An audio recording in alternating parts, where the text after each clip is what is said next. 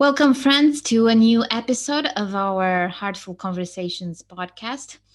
I am Lila Vasilescu, and I am really happy to be on another episode with a really special guest.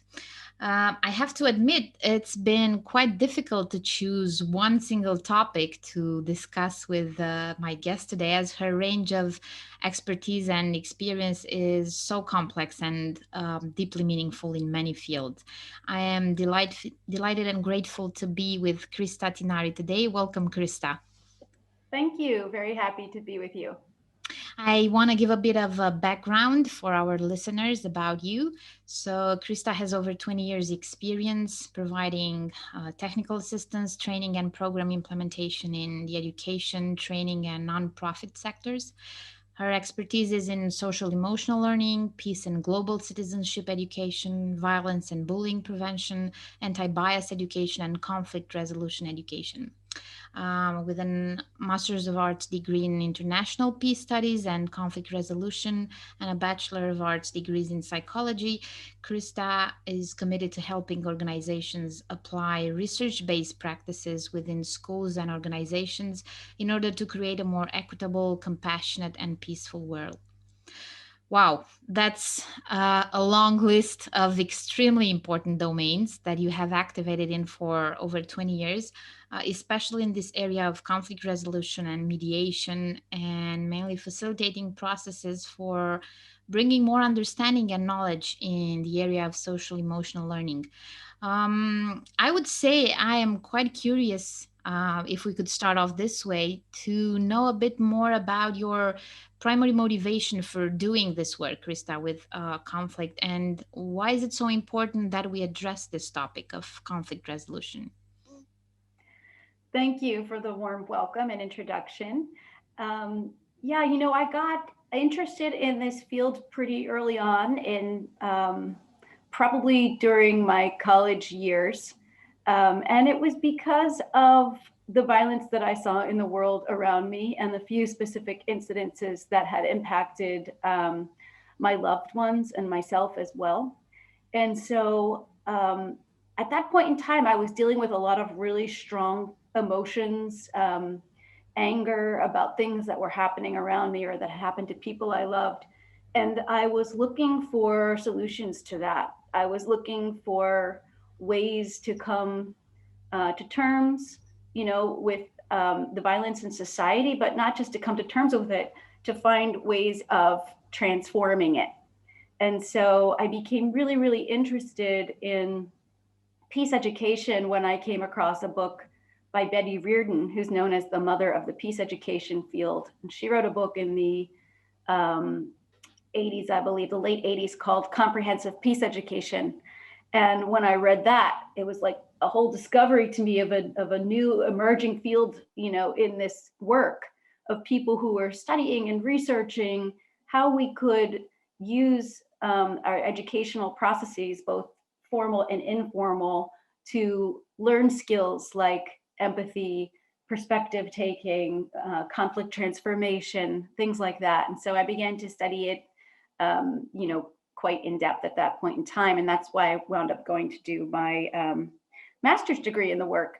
And while I was at American University doing my master's degree there, they had a program where you could teach in a public school at the same time. And I had the great opportunity of co-teaching a geography class there with the regular classroom teacher. But my job as a visiting teacher was to integrate conflict transformation topics into the regular geography classroom at the high school level. It was really, a turning point for me because I saw the possibilities that were available there in educational spaces. And also I think the first or second week that I was there, unfortunately, two students were killed. And so I also was part of, the school body, the students, the staff, sort of wrestling with that violence and them really wanting solutions and answers, and us kind of collaborating over how to heal from that incident. And that's when I really knew that I wanted to, dedicate my career to this work. Wow. Yes. Well, that makes very relevant for my next question that I had for you, because it was related to how does it help and why is it so relevant? And now understanding that you had such a direct um, impact in education, especially, and you were a witness to such dramatic events in schools. I can understand why this was really important for you and relevant to continue, because a lot of your work, looking through your CV, is going in that direction. And I must say that while it is such an important topic, and I think we've become in the last year more aware of it, I still feel that, especially in the educational field, we haven't progressed that much when it comes to educating our children about this. So I think it would be really helpful if we go a bit more into what conflict is and what it looks like and what are the different types of conflicts, so that we can kind of, put this out there and have a more open dialogue about it. Thank you. Yes, in the conflict resolution field, we have a common definition of conflict. And it's interesting because conflict is inevitable in life. It's a daily or weekly experience for all people. And yet we might not take the time to really figure out what's going on, when we're in conflict. So I have a few things I want to review that might help us understand it a little bit better. The first is just the definition of conflict, which is that it's the experience of when two or more people have a perceived incompatibility of their needs, wants, values, or goals. So, two or more people are experiencing that they have needs, wants, values, or goals that are incompatible, meaning that they cannot coexist. And that could happen over anything, two children fighting over what TV program they want to watch, right? Yeah, exactly. And I think an important part of that definition is the word perceived incompatibility. Mm-hmm. So one of the tips for conflict transformation is actually taking a little bit of time to figure out, are there shared needs, wants, values, or goals that people can cooperate or collaborate on? And is the perception that the needs or goals are incompatible, is it really true? Or are there things that we can change about the context of the conflict that will allow those needs and wants to coexist? And I'll get a little bit more into that later when we talk about conflict styles. But I just want to point out that conflict is not synonymous with anger. It's not synonymous with aggression, even though a lot of people can feel anger when they're in conflict and potentially act out with aggression. Those are three separate things. So conflict is a normal, everyday, natural occurrence that we have to figure out how to handle in life. Anger is a strong emotional state that is signaling to us something important is going on. Something important is going on. And anger is, in general, tends to be a defensive emotion designed to protect ourselves in some way. So we have a concept called the anger iceberg. It's like anger is the tip at the top, and then under the surface, under the water, are the more vulnerable emotions like fear, Yeah. pain, embarrassment, sadness. And then anger is used as the protective defense for those softer emotions. When we begin to understand anger in that way, it provides us with a window to empathy, especially with people that we're in conflict with, who are maybe displaying anger towards us, or with ourselves. And we can ask ourselves, I'm feeling so angry, what's underneath the anger? That's one question we ask. What's underneath the anger? And it might be a particular fear that we can address, or sadness that we can attend to. Right? So anger is it's an outward emotion. It tends to motivate people to act. These other emotions are things that we can actually tend to for ourselves. And when we do Yeah. that, we can start to transform, and even understand better the anger that's coming up for ourselves. Yeah, that's so relevant. Thank you for making this distinction, especially between conflict, and anger, because many times we confuse them.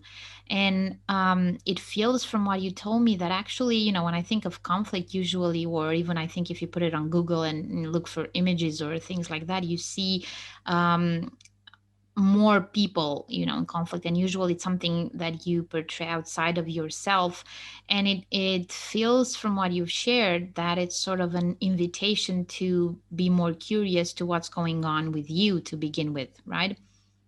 Yes, that's one of the first steps you can take when you're experiencing, especially a strong emotional reaction to conflict, is to actually use the skill of self awareness and self management to figure out what's going on with you before, trying to resolve that conflict with another person. That's why one of the most common strategies for handling conflict is to take a break or a pause. And Hmm. during that break or pause, it's not to stew and get angrier and think about why you're right and how the other person is wrong and escalate. But the point is to actually take a moment to tend to the emotions that have come up for yourself first. Um, and that can prevent us from using aggression to handle, conflict. Because aggression is when we attempt to meet our goal or our need through coercion or force in some way. And you're absolutely right. If you Google conflict or what have you, you'll see images of violence. It's Hmm. almost immediate that images of violence come up. Violence is one reaction to conflict. It is by no means an inevitable reaction to conflict. And so we need to understand that there's a lot of other ways that we can approach conflict that can keep ourselves and other people safe, while at the same time, moving towards our own needs and goals.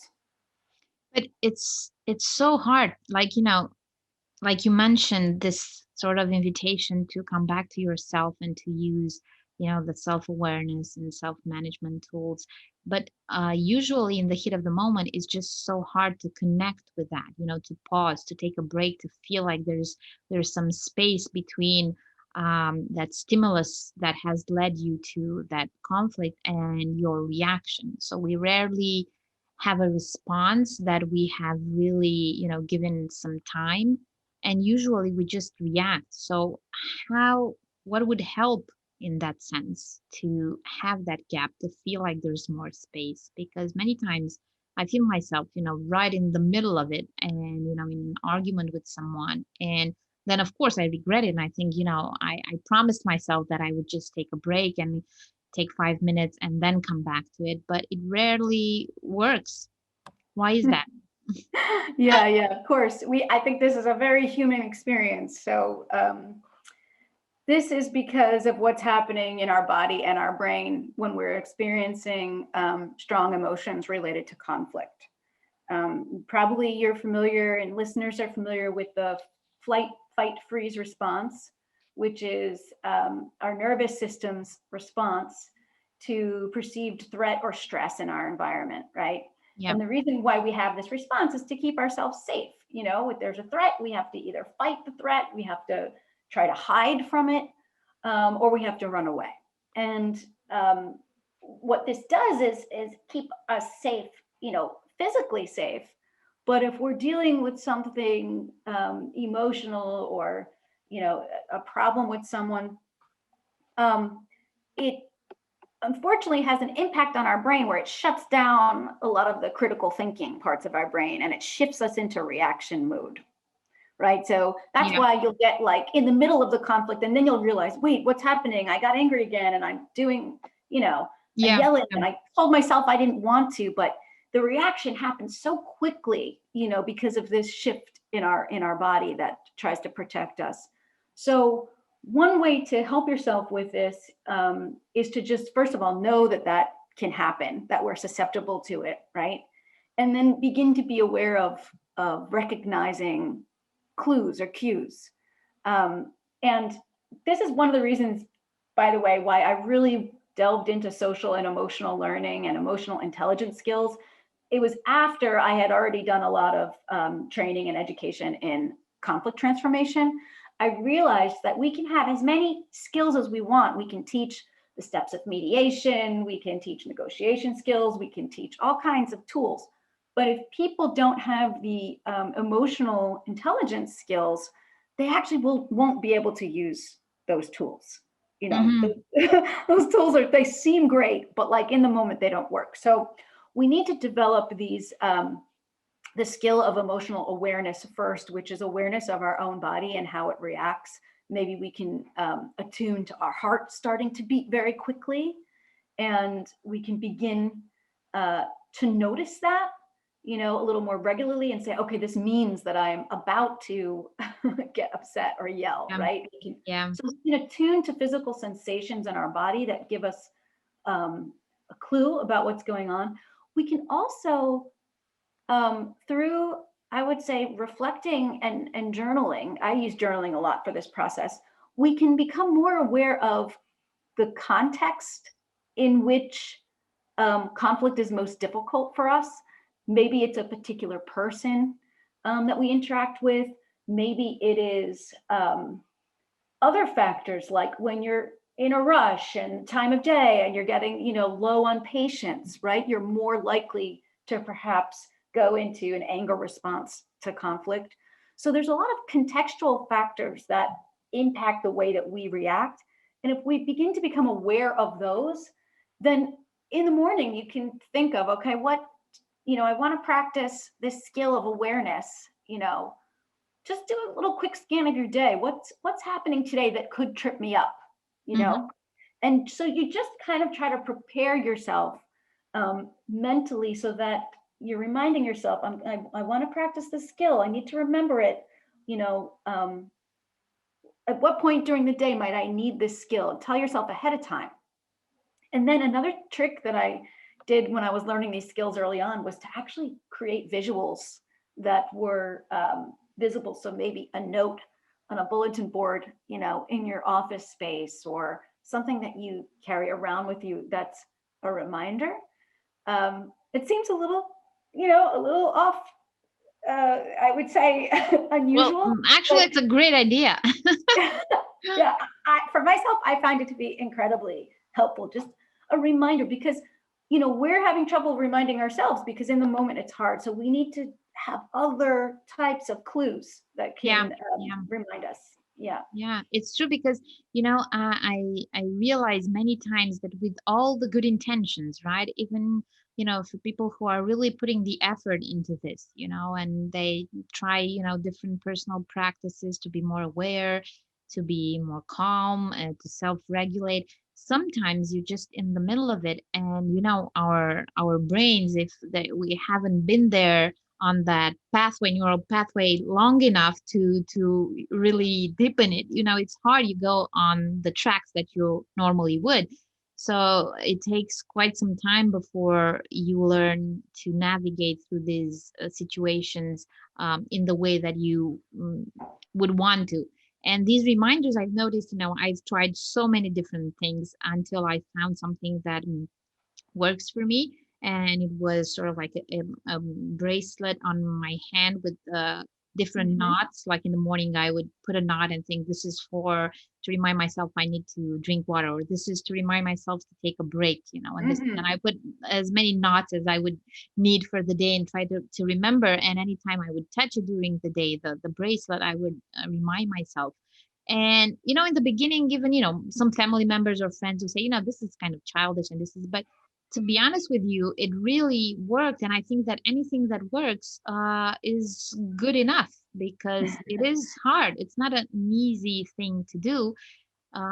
So now I just, use whatever works. And I have to admit that working with kids and working in class where you many times use a lot of visuals, and Yes. especially when teaching social emotional learning, it just has helped me incredibly, because you have them there on the board. You have the 1, 2, 3 steps, and it's really powerful. Mm-hmm. Yeah, absolutely. I love that idea of the bracelet. I've heard people using that before Yeah. too. I think that I don't know, for some reason as we get older, we stop, relying on these visual cues so much, or these physical tangible reminders, but it's still so effective for us when we're trying to, change a behavior or become more aware. Yes, yes. Yeah. And I have to say that also, for example, because you were talking earlier about that other point that would help, to think and at the beginning of the day, what would be um, some things that would get me off my resilient zone, let's say, and just Yes. to work on that. And for a long time, I thought that this would be very intricate things that could really get me off track.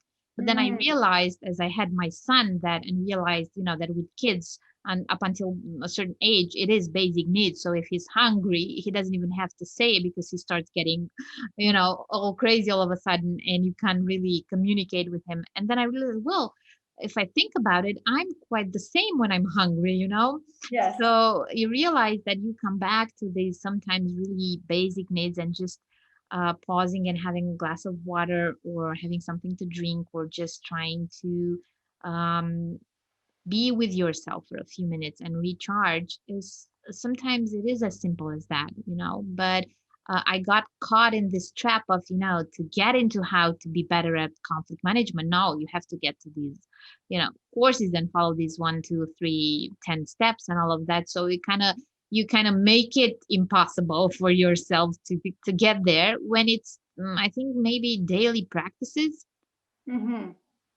Yeah, daily practices are great. So one strategy I teach frequently to students and teachers is called the STAR strategy, which is really easy to remember. It's just this, shape of a star, but it's 4 steps. And the Right. steps are stop, think, act, and reflect. And I've Oh, been wow. teaching this for years and years and years. And I always ask the students, now, what's the hardest step? And they know right away it's the first step.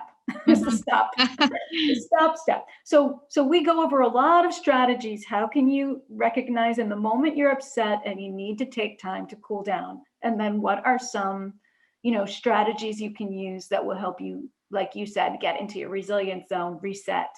And it is usually really simple things like getting a drink of water, or talking to a friend, or taking some time to draw. With children, they come up with all kinds of creative ideas. But adults, I think, also need to know what those strategies are. But after you do the stop step, then you do the thinking step, because you're not able to really do the brainstorming and analysis of the problem until your body has calmed down, right? And Yeah. your brain is back to its normal state, not its hyper agitated state. But during the think step, you would just think about, how am I feeling, and why is this upsetting me, and how does the other person feel? What are their needs, perhaps, and what's going on? What's happening in this situation? What would I like to see happen? And what are some potential choices that we each have, and maybe some solutions that I can think of?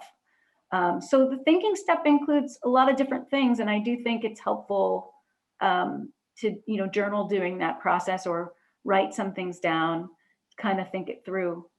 And then the act step is when the two parties would come together and work together to listen to one another. Is really, really important. Give each other space to really communicate. Here's what's going on with me. This is what I feel.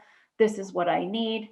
And to do that in a respectful way is really important, because that can break down really quickly in the act step if people are using what we call conflict escalators. Yeah. So, and I'll go over those a little bit more. But in any case, showing respect and listening, and speaking about your experience.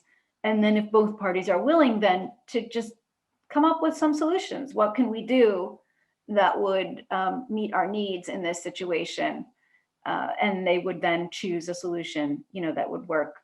And then the reflect step is reflecting on, is the solution that we came up with realistic?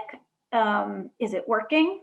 And what did I learn from this process? What have I learned about myself, about the other person, about going through this STAR process? one of the things I hope that adults and kids can learn is that they can use these skills to actually solve problems better with one another, that it is possible, to come through the emotional piece and to cooperate with others and to find solutions that work. Now, if the solution doesn't work, you can think about what do I want to do next? And you can try the STAR process again if the other person is willing, or you might need to think of some other ways of handling the conflict. What's really nice about the STAR process is that it can be used in real time to help kids and adults solve problems, but it can also be used after the fact.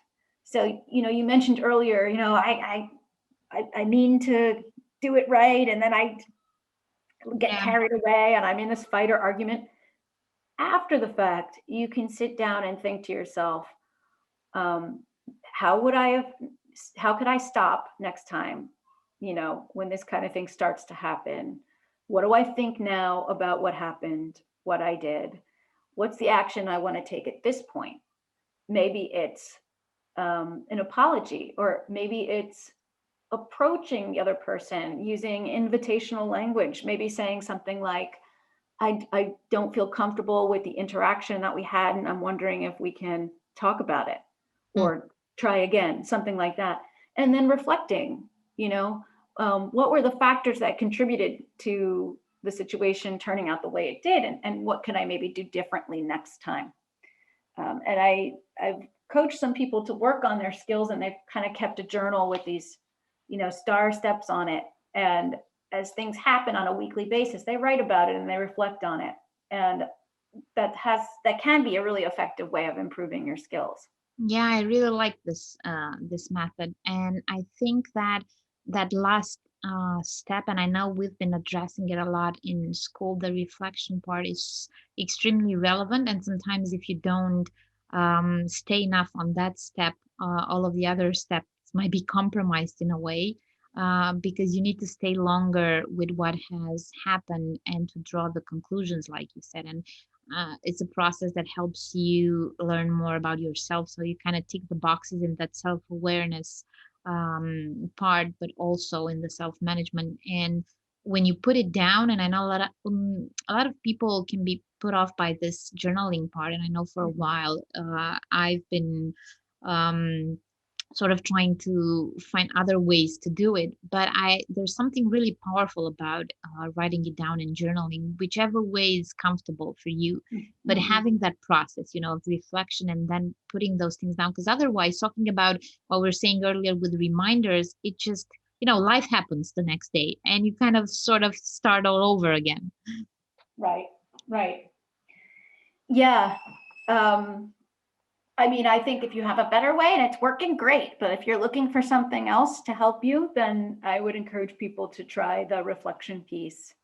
Yeah. It can cause some breakthroughs. People can also identify patterns that way. As I mentioned earlier, with the context of conflict in their life. Another thing that people can really reflect on is what they learned about conflict growing up in their family experience, because Mm. most people deal with conflict in their adult life based on what they experienced with their, whoever was in their family growing up, parents or caregivers or other people around them. Because when we're young, we learn through experience, and we learn by observing, the behaviors that are happening around us, people modeling that. And a lot of times people are only maybe modeling one or two ways of handling conflict. And there's more ways than that we might need to take the time to explore. So in the conflict field, we usually talk about 5 basic conflict resolution styles. And there's 2 ones that are really obvious. Like, can you think of a way that people would handle conflict? Well, I usually either become defensive Mhm. or I just strike right back. Okay, perfect. So that would be the competitive style, right? So competition would be like pushing to get what you want. Yeah. So that's one that's really common. Everyone's familiar with it. Another one that's really common is avoidance.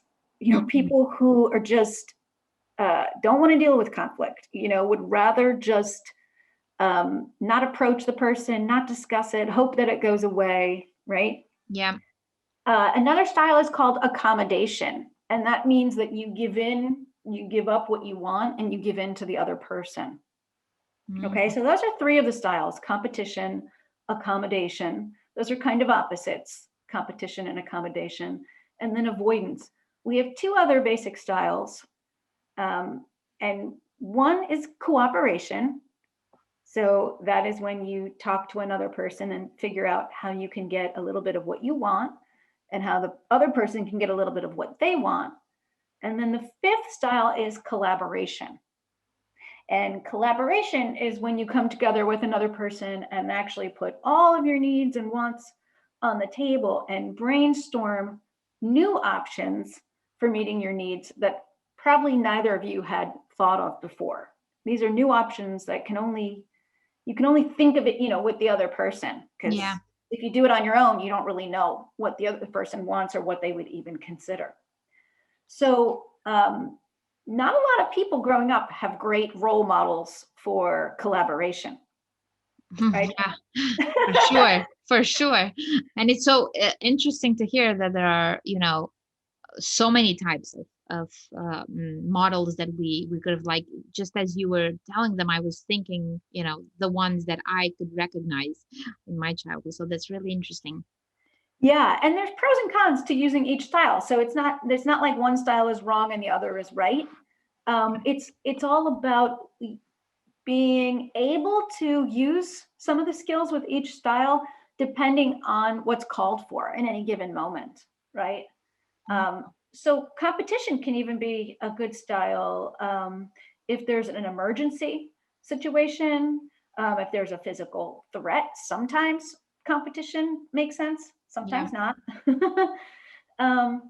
But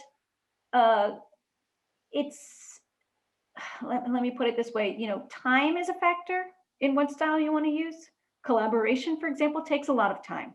Yeah. And probably it feels like, while it's the one you would always prefer, I feel like when you said it, in my mind is like, okay, if there's a mediator next, if there's a third neutral person, maybe. Otherwise, how many times do we end up in that style, Yeah, collaboration, I would say, requires some sophisticated skills on the part of each person, right? They have to be willing to really listen mindfully and use perspective taking and use their empathy and be able to brainstorm different solutions.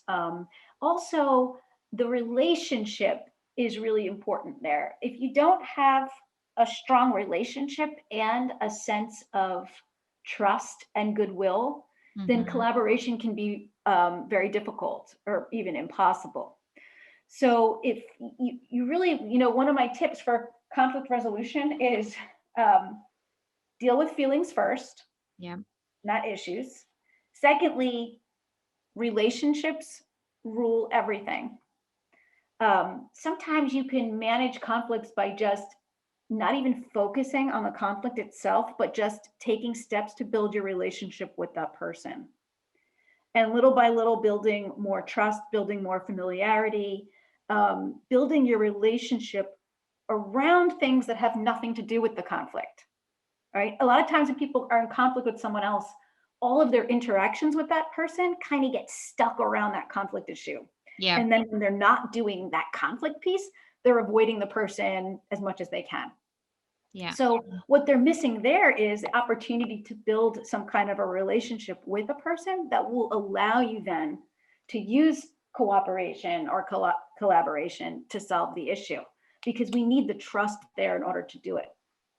And then my third tip is to just flip the script if you can, whenever you can.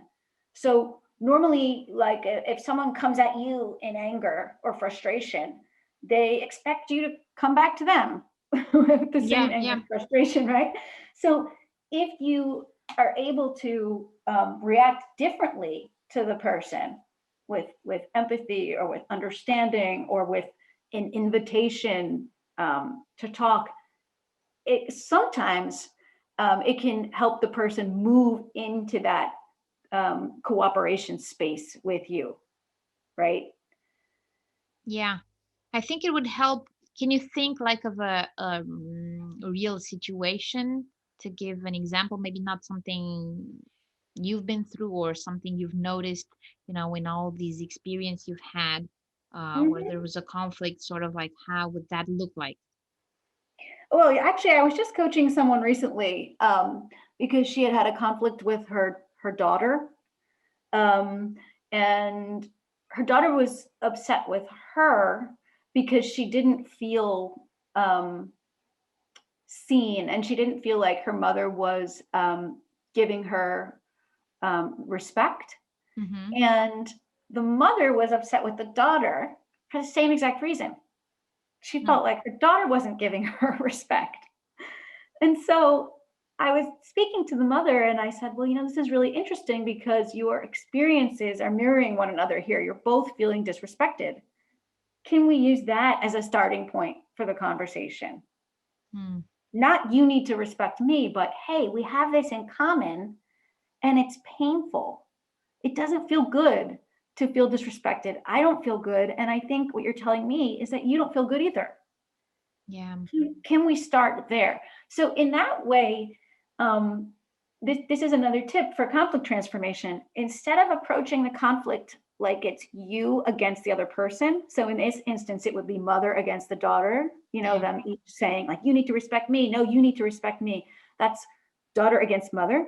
Now there's a partnering that you can do instead and say, it's the two of us, it's us together against this issue that we're having that we feel disrespected.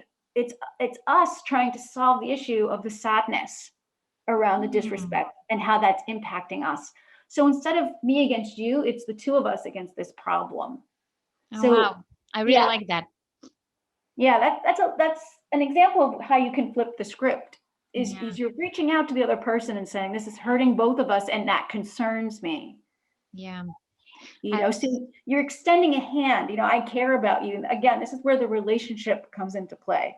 you know I don't like the way we're interacting. It doesn't feel good. Something is, we're not meeting heads about this, and I care about the relationship, so I want to take action to continue that relationship or strengthen that relationship. Yeah, I think that's extremely relevant. And I want to stay a bit more on this subject with the relationships because I was also talking some weeks ago with a colleague from work who was having a similar experience with someone else in school, like a conflict. And she just said it by herself so beautifully that, in the middle of the conflict, while in her heart this was sort of a close friend, and she was thinking like, I don't want to harm this person. Like, if I can look at this, take some perspective, I really don't want to harm this person. Like, she's my friend. But in the same time, she felt like she could not control this need to feel like she's in control of that conflict and that she has a say in it. And she felt like, it's a matter sort of like of injustice, and that she had to continue the conflict. But then, of course, after it was done, she regretted it, and she came back and said, I care about the relationship more about this topic that we're talking about. Mm-hmm. So they made peace with it. But it comes back for me to the fact that we acknowledging that it is about relationships, then I have to say that I meet a problem there in the fact that we are not really taught these relationship skills. It's sort of like the same thing, like we start off with conflict, okay, and we need to learn, some tips and tricks and skills and tools to use. But then we come back now to relationships, we go a bit deeper, we see that underneath that it's the trust and the relationship. But then how do we deal with that and learn about how relationships and building the trust and all these skills, Mm-hmm. the social emotional learning in a sense, because this is where we get stuck at times. Mm-hmm. Yeah, I think that's absolutely right. And I think that, key component here is the willingness and the ability to be vulnerable in our relationships. Mm. Um, because what I heard you saying in the story you were just telling is that the woman you were speaking to, she actually had like an underlying need there that wasn't being met. And what would it be like for her to actually reveal that, to someone else, in that to the other person who she's in relationship with, Yeah. and to just say, this is how I'm feeling and this is what I feel I need, to actually reveal that or share that with the other person. And I think I'm really glad now that vulnerability is, being talked about so much more these days with, Yeah. Brene Brown and other people doing really good work on it. Amazing work. Yeah. Yeah, because it's a key component to building trust and real relationships, because then we actually are sharing who we are with another person and showing who we are. If we're not doing that, how can we be known? you know, Yeah. how Yeah. can we be truly deeply respected? How can we respect others if we don't know truly what's underneath for them, their needs and feelings and things like that? Yeah, I think this will be for many people, or I can speak for my generation here, let's say, in Romania, that we have been brought up to hide those emotions and not talk about them, or whenever we had them, we were not really invited to open up about them. It was things that we didn't put on the table. It wasn't allowed. It was shameful. It was, and I understand now after so many years, while in the beginning there was maybe a lot of anger, to be honest with you, especially when I got into this whole part with social emotional learning, and I started learning all these things, and having sort of this regret looking back, I have to be honest, of I wish I would have known these things so much earlier. And there was a lot of frustration and anger, but then I understood that they were coming from a generation of parents and educators who truly didn't know any better. It was the same pattern and the same education they had received, where emotions is not something we talk about. And of course, here we can go into the whole topic of how girls were raised and boys, and how Yes. talking about vulnerability, boys are not allowed. They need to be tough and not cry and not open up, and Mhm. all of that. And I understood the stories, and I understood it's a generational thing, and that we have the opportunity now to bring more knowledge and more openness. But in the same time, I do feel that it's hard when you're in your 30s, 40s, to make a change, and you need truly a very sort of deep motivation to go there. And Mhm. for a lot of people, I've noticed it's when you reach to a point of deep suffering. It's a main motivator. It's not something like all of a sudden you realized this is a topic I haven't really been dealing with so well, so let me change that. And I think conflict, because this is the topic, sometimes is like the sparkle that brings a lot of that suffering and the openness for people to look deeper into their stories, and to open up about this with their parents, or even go back to their educators at school and talk about these things. So I think it's a slow process, but I'm happy to see that there's more openness. And I'm wondering if for you guys over there, it feels like you've had so many years of working in this field. And do you feel a change has happened in these years in this direction?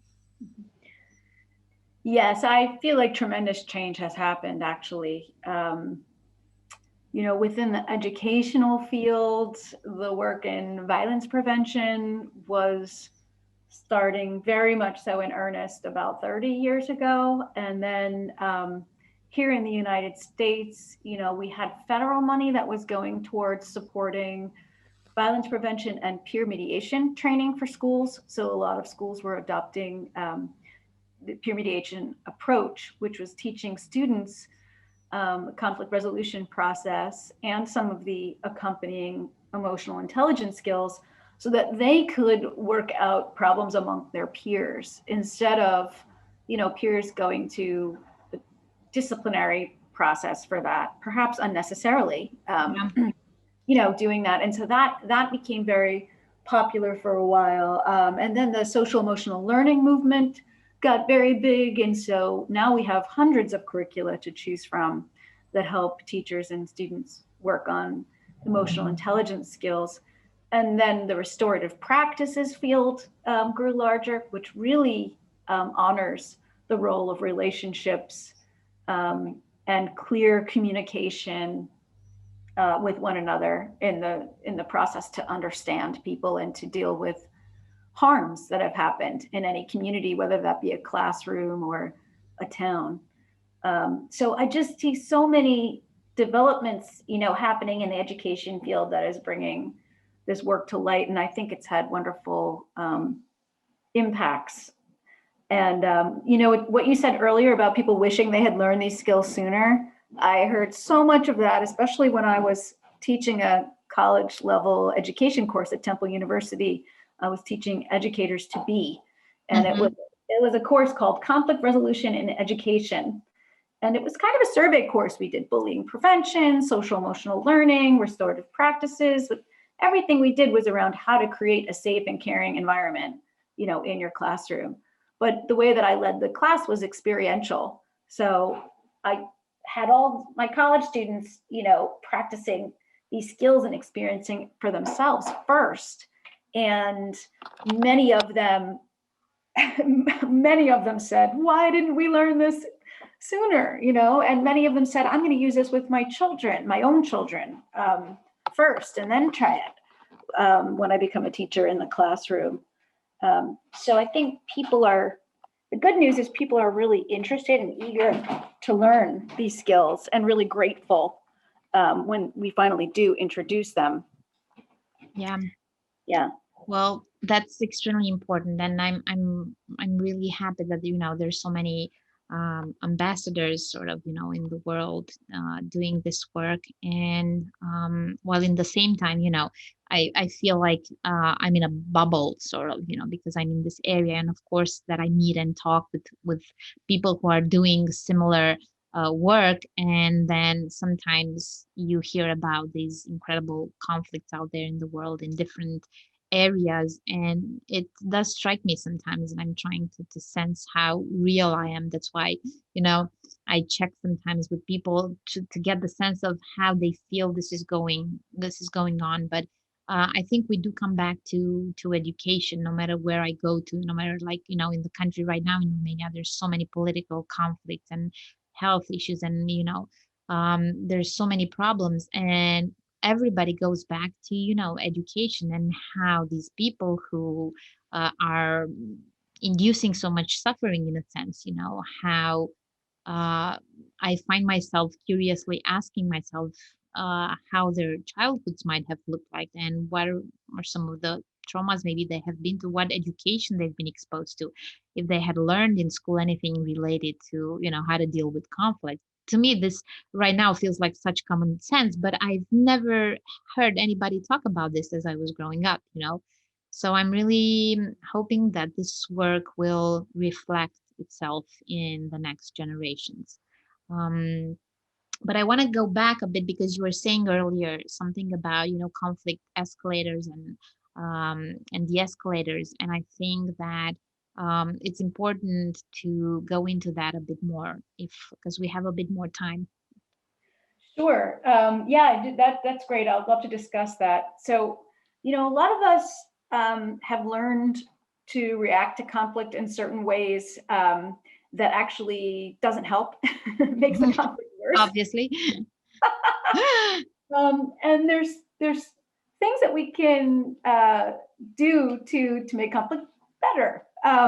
So conflict escalation happens when, either through our words or our behavior or our body language, we increase the intensity of the conflict that we're dealing with. And every time we use a conflict escalator, we actually teach this to kids using a picture of stairs, and like an escalator, Yeah. a moving staircase. We talk about this, right? So every time you use an escalator, you actually move one step up on those stairs. And the higher up you are on those stairs, the more difficult it is to come back down. to de-escalate because the conflict is increasing in emotional intensity, and kind of like the stakes get higher, you know. Yeah. So some common escalators would be, raising your voice, invading someone's space, showing disdain, like eye rolling or laughing at a person, interrupting, blaming, making threats, name calling, um, even things like telling someone to calm down, right? Yeah. So if you're really, agitated, and I'm like, why don't you just calm down? That's Never worked. it comes out of our mouth, right? But it's never effective. Yeah. If you tell me to calm down when I'm upset, I'm going to get louder to help you understand what's wrong, right? So Yeah. I'm not going to think calming down will help. So those are common escalators, and these happen so many times throughout the day in little interactions that we might be having with people, or even, think about kids in a classroom, right? Yeah. Little escalators like this. Um, so identifying them as escalators can be really helpful, because then we can catch it when they're happening and choose to use de-escalators instead. I've taught this to a lot of educators who found this to be extremely helpful when dealing with students who are, maybe engaged in a power struggle with them, right? Mm-hmm. So de-escalators would be things like giving someone more space and using body language that is open. So keeping your hands at your side, not putting your hands out in front of a person, right? Keeping a lower, calmer voice, just listening, not interrupting, just listening to what the person has to say, let them talk. Offering assistance in some way. So, hey, can I get you a drink of water? It's no mistake that a lot of negotiation between, diplomats takes place over meals, right? It's like Yeah. we're meeting basic needs, and we're also helping the body feel calm. So, offering something like let's say a parent comes to you and they have a conflict with you, something about the way that you're, handling something in the classroom with their student, Yeah. they come in charged up, say, could we have a seat, and would you like a drink of water? Offering something first to the person, and then identifying common concerns, like I mentioned earlier. We both really care about your child or your student. We both really want them to succeed, right? So these are examples of de-escalators, um, and these are really concrete things that can be practiced. You can practice them in role plays. You can practice them during actual conflicts with someone. You can become more aware of your personal escalators. Like, for example, I tend to raise my voice pretty quickly when I'm in conflict with someone. Mm-hmm. So being aware that I do that can be helpful. When I hear my voice getting loud, I can pull it back. And so this can really help us keep conflict at a level where then we can problem solve it. Once we go too high up on the conflict escalator, aggression becomes, more likely, violence becomes more likely, and it becomes very difficult to actually solve the issue at hand. Yeah. It's true. What I also hear in what you're telling me is that many times, and I can say that for myself, you get up into get caught in this conflict and you start escalating because you mentioned already, you those needs are some sort of needs, whether they're physical or emotional, are not met, and you just don't feel safe. There's not, especially maybe in the relationship, there's not that trust and safety. And I Mhm. was thinking now how many times, if you've had a tough day at work and you come home, and how easily sometimes, most of my conflict, with my partner would happen at the end of the day when we're both tired. And surely a lot of stress had accumulated, that it would be helpful or useful to for people to learn about practices that help them take that tension off, their Mhm. bodies, and to that way sort of maybe have a bit more space when it comes to a conflict. Because if I have done already something that I know has helped me release some of the tension, that I've accumulated in the day, maybe I'm not so prone to getting into a conflict with someone. I was thinking now that are these practices, these personal practices of learning how to take off tension and how to kind of notice how those stress factors have impacted you throughout the day, to do something for yourself so that um, especially sometimes when there's people you usually get in conflict with, if you feel better in your body and in your mind, maybe it's easier to avoid conflict. Mhm. Yeah, I think that's a really important point. I heard two things in what you said. One is around self-care and developing self-care practices. Yeah. So, prioritizing to attend to yourself when you're feeling stressed out, and knowing what helps you feel better in your body and safer and more psychologically, at peace. I think regardless of who you are, where you are, what role you have, I think prioritizing self care is really important. Um, it also allows us to practice, self compassion and empathy. And I think the more practiced we are at that, then the more able we are to offer that to others as well. And to recognize, this person is making this conflict harder, not because about me or even the issue, just because they're at the end of the rope, they're stressed out. When we begin to recognize it in ourselves and understand the impact that stress has, we can also recognize it in others, and extend some understanding about that, which can soften us and our reaction to them in that moment. So I think that's really important. The other thing you said was, you mentioned about your partner and getting into conflicts at the end of the day. If you already have a pretty good relationship with someone, you can actually partner together on handling conflict better. If you're a couple, or even if you're friends or colleagues, you can create agreements with one another. Like, I know we're going to have some disagreements. Like, assume that you will have disagreements. Don't wait until you have one to try Yeah. to figure this out, right? Yeah. Assume that, like, you're going to have disagreements because that's normal and part of life. And when we do have it, can we come up with some agreements now that we want to follow when we are in conflict? And maybe those agreements have to do with both people taking a break, or maybe the agreement is around not insulting one another, so showing respect, right? Hmm. So you can actually come up with a set of agreements that you apply, and you give each other permission to remind one another of this when you need it in situations like that. Um, Wow, that's a really good idea. and what can happen then is you're actually strengthening your relationship through the process of managing conflict. Yeah, yeah, it's true. I was thinking now that, when we have trainings or, in any community, you have these group agreements, right? That you build upon and you decide together. But, most of the time we think this is like a group. It's not, it's for more than two people, but it makes so much sense, even more sense, with your closest people to have that. And just, I was just seeing now the visual of this on the fridge. Right, you can do it with your children too, make those agreements Y- together.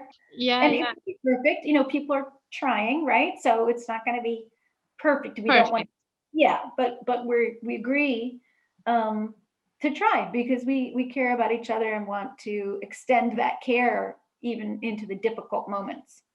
Yeah, it's a really nice tip. I will actually use it and put it somewhere there, because I really think like we have it with kids, in the classrooms, but sometimes we take for granted these things, and we think that it's just like I said earlier, so many of the tools that we've been using in class with kids, I realized, well, adults need this and they could really benefit from it in the same way, like these visual reminders and all many of the things that we've mentioned. So Right. that's really relevant. Wow.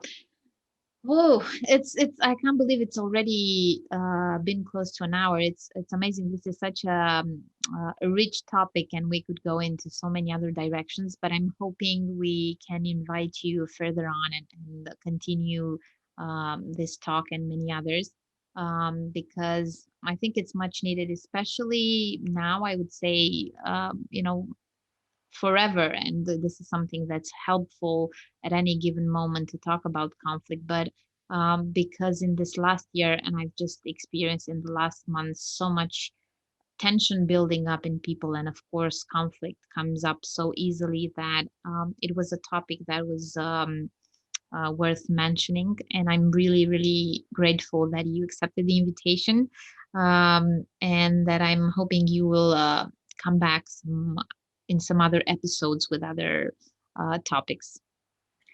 Thank you, Leela. I would really love to do that. The conversation has been really fantastic, and I, really support and admire the work you're doing with Veritap Foundation as well. So I look forward to having additional conversations about these topics.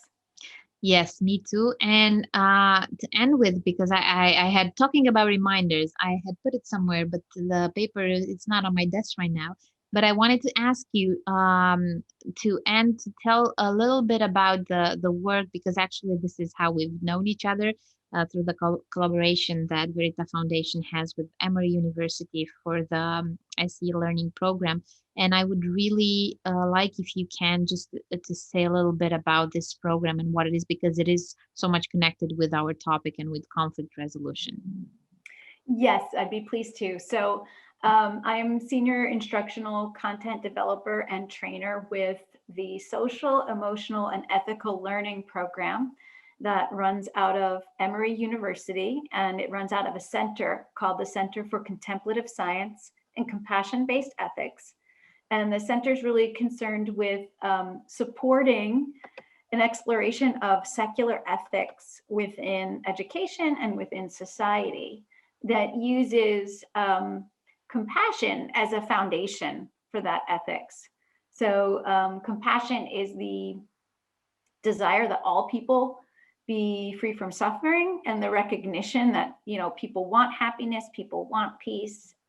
We're naturally inclined to want to live a good life, and so Yeah. that's part of our common humanity. And so we want to help people work together on that. So the C Learning program was launched globally about 2 years ago, almost 2 years ago exactly. It's supported also by the Dalai Lama Foundation, he's been writing for over 20 years about the need for a secular, ethics. Yeah. And when we launched the program, we were able to publish 3 curriculum with learning experiences and lessons for students in grades from basically kindergarten through 8th grade. And this is available for free access to anyone who wants it. It's really unique that we don't charge for any of the materials. And it's available on our website. So if you go to clearning.emory.edu, you can find the resource page there with materials, but you'll also find a orientation course called C101. You have to take that course and then you can get all the materials. We also have free resources that you don't need to take a course for on the resources page, and they're just 1 or 2 sheets that actually are pretty easy if parents want to try them with their kids at home. And they explore topics like compassion, self-compassion, mindfulness, emotional skills, communication skills, things like that. Yeah, and Uh, they're really amazing. Thank you. So yeah, we're working. Oh goodness, with thousands and thousands of educators now all around the globe to, help them implement the C Learning program, and it's really been a joy to connect with so many, motivated educators who just love their students so deeply and want to see more compassion in our classrooms, and are implementing this program. Yeah, it's really amazing, and I really wanted you to mention it, because we're so proud that we have this collaboration, and that we're able to translate and offer it here in Romania to the public school educators. And I must say that as we got deeper and deeper into it, I just find myself mentioning so many, of the concepts and values in the curriculum, in all different contexts, not just in school or with the foundation, but just at home at dinner, with my husband, and giving him, tips and tricks that he can use, in his company with his team of people. And it's just amazing how these are such common values that it was so much needed to be open to the public and to be offered the way you guys have offered it. And I know there's so much work behind that, and there's a lot of gratitude for this work, and hoping that we will be able to share it as much as possible. Thank you so much, Krista, again for this, and I'm looking forward to having other talks with you. Thank you so much, Leila. It's been such a pleasure. And yeah, I look forward to returning. Thank you.